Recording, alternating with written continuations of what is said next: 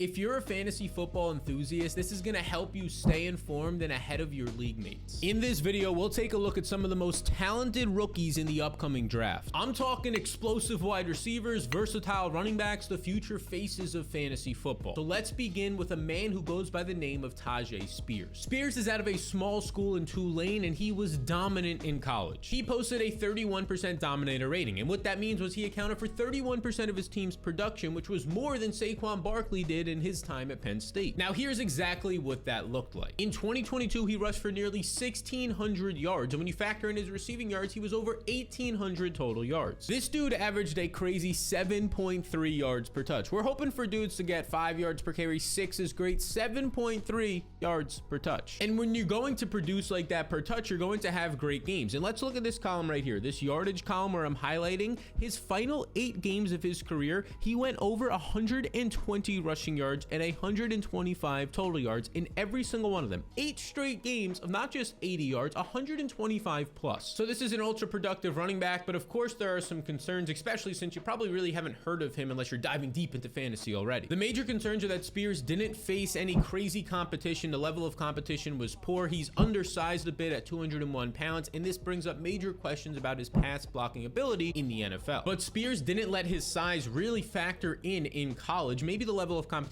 has something to do with this, but he was the 4th highest yards after contact per attempt the last 4 years in college. So he's breaking tackles left and right. He was ahead of guys like Bijan Robinson, Jonathan Taylor, in the neighborhood of bigger backs like a Ramondre Stevenson. And because of all the noise he's making in the pre-draft process, he had a great Senior Bowl, his combine was good, and he's now looking to be a potential 3rd-round pick according to Mock Draftable. And if that's the case, he is somebody who becomes extremely fantasy relevant. So Spears is a running back that you all need to know, and now this next wide receiver I think has a ton of upside. And that's Marvin Mims out of Oklahoma, who had a strong combine. And keep this in mind, he is the 2nd youngest wide receiver in this draft class. So there's still a lot of potential uncapped upside we haven't even seen yet from this guy. Now at the combine, these are his workout metrics. He ran the 4th fastest 40 time, as you can see right here, 4.3840. The higher that bar is, the better. He was fantastic, nearly top 5% speed of all time. And he also showed, pretty surprisingly, some elite burst. He was 91st percentile burst, which is top 10% of all time. So here's what you need to know. Mims broke out young. He was very young. His first year in college football, he was 18 years old, and it wasn't an old 18. No, he was barely 18 and a half years old. And as we've talked about previously, when you have a young breakout age, you're going to just add more muscle, more skills, more coaching. So if you got it when you were 18, you're going to be even better now when you're 21. And that is what we saw throughout his career. Every single year, the yardage totals increased to where he had over 1,000 yards last year. And this number right here, 20.1 yards per reception. The year before, 22 yards per reception. He is a bigger wide receiver at 185 pounds compared to the other ones in this class, with a lot of downfield upside in talent, separation, and a lot of that has to do with the speed. If we're looking for potential comparisons to him, when Emmanuel Sanders came out of the league and went to Pittsburgh, even some time in Denver, a different receiver than when we saw him at the end of his career, it would be Emmanuel Sanders, a faster receiver, around 6 foot, 180, 185 pounds, who could win downfield, but also his burst off the line of scrimmage. And Matt Harmon just actually did his reception perception for this prospect in Marvin Mims, basically looking at every single one of his routes and analyzing with some data what it looked like. He beat man coverage over 72% of the time, something that correlates extremely strongly and well to the NFL. Your ability to get open against college cornerbacks, you're gonna need to do that when you face bigger, faster NFL cornerbacks. So I believe we can see Mims go in the 2nd round, which just skyrockets him up boards. But right now in Mock Draftable, he's going on average in the 3rd round. What Mock Draftable is, it takes all the sites in the industry and basically puts a consensus of what they're doing for their mock drafts from a bunch of informed people in the league as well. So a 3rd round pick for Marvin Mims means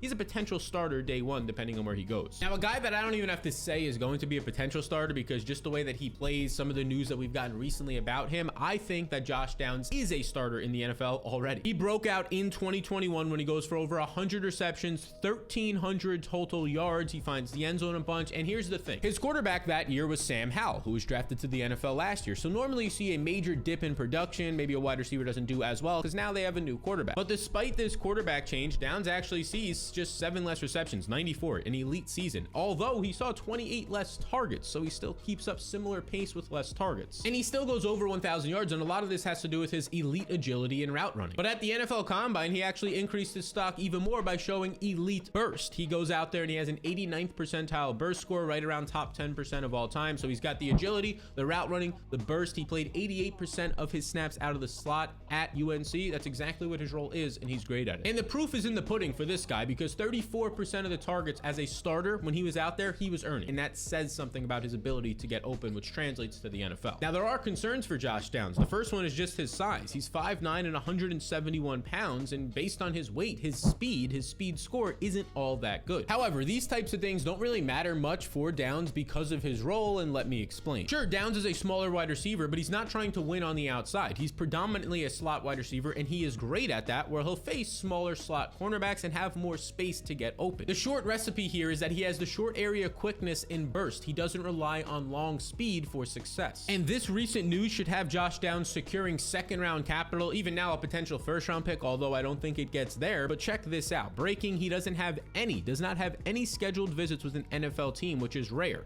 And this is a very good sign for Downs. Now you might be thinking, wait, he doesn't have any teams, they don't want to talk to him. That's not a good sign. No, it means that all of the questions that he's already had based on his production, his combine, they've been answered, and now no NFL teams want to show their hand bringing him in for a visit and potentially having another team take him higher in the draft. It's all a gamesmanship thing. This is great news for Downs, and it rarely happens. So expect Downs to go in round 2 and be a major contributor right off the bat, and similar things can be said for this next RB. And it's an RB who's kind of a mystery, but because of that, he's going under the radar, flying under the radar, in Kendra Miller out of TCU. Look, Miller had a very strong 2022 in his first year as the actual dude. Before that, he was battling with another prospect, Zach Evans, who ended up transferring to Ole Miss, but he gets 224 carries, nearly 1,400 rushing yards. When you factor in his receiving yards, which weren't much, but he had 116, he goes over 1,500 total yards this past year for TCU. So you're getting the positives right off the bat. He has the production profile, and he has great size that translates to the NFL at 220 pounds. But there is one major issue with Kendra Miller, and that's the fact that he hasn't done any athletic testing. So although he has the nice size, we just haven't seen anything athleticism-wise because of most likely a late season injury, but it's going to create major questions around, is this guy athletic? How fast does he run? What is his burst? Is he actually an NFL back when you put those things together? But the athleticism isn't the only concern. The other issue would be that the fact is he only had 29 career receptions in 3 college seasons. And that type of lack of production in the receiving department, although he did split a backfield with more of a pass catching back, it's still a concern for fantasy football. But the good news is scouts believe, and what all the reports are saying, is that this guy actually had the ability to catch passes, maybe like a Melvin Gordon, a Jonathan Taylor coming out of college. He just never actually got the opportunities. Even a Kenneth Walker you can throw into that bucket. So he's flying under the radar. I think he has a running style, albeit he is bigger than Miles Sanders, a bit of a Miles Sanders running style, Javonte Williams to an extent. And as you can see here, Kendra Miller is getting a lot of visits, and this makes sense because as we said with Josh Downs, there's no questions, so why bring him in and show your hand? Kendra Miller, there's a lot of questions, but the Cowboys and the Saints have already scheduled workouts.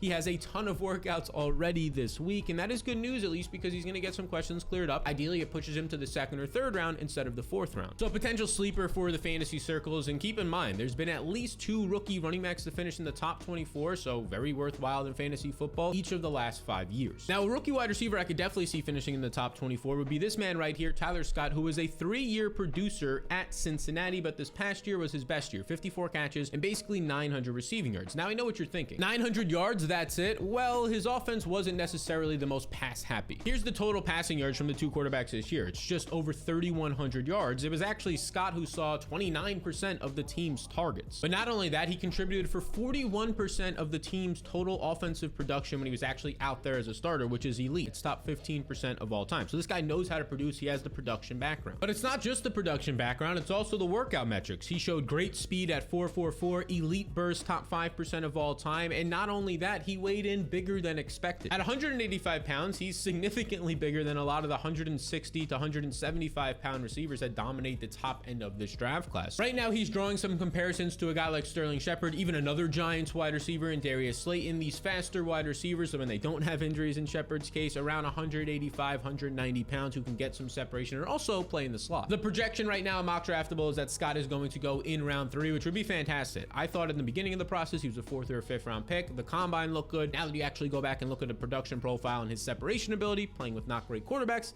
now that is looking good as well. Okay, so we've been waiting a while. I want to talk about a couple of running backs, especially this next one, who Kendra Miller was a mystery. This next guy has a little bit of mysterious ways about him too. And that is the running back out of Texas, not Bijan Robinson, his backup, who you might have heard of by now, but there's a lot more we have to uncover here about Roshan Johnson, because I believe this 220-pound running back is a top 5 running back in the NFL draft, but many people don't. And here's why. We get this running back at 220 pounds. That's great size. He has above average speed at 64th percentile, so we'll take that. That is good for his size, because when we look under the hood here a little bit, as Marcus Mosher points out a bunch of advanced stats, he's 100th percentile missed tackles forced per attempt. That's top 1% of all time. 100th percentile in zone zone running, which is going to translate to the NFL. Rushing grade, yards after contact, all these things. He is a fantastic running back at breaking tackles. And for all running backs outside of their actual production, that is the most translatable thing from college to the NFL. Your ability to break tackles. Think David Montgomery, Jonathan Taylor, Kenneth Walker. You can keep going down that list. Derrick Henry. These guys come to the NFL with that experience and their ability, because of their strength, to continue breaking tackles and finding success. Now, of course, there are some issues, and we've already touched on some of them. His profile is incomplete because he never earned a full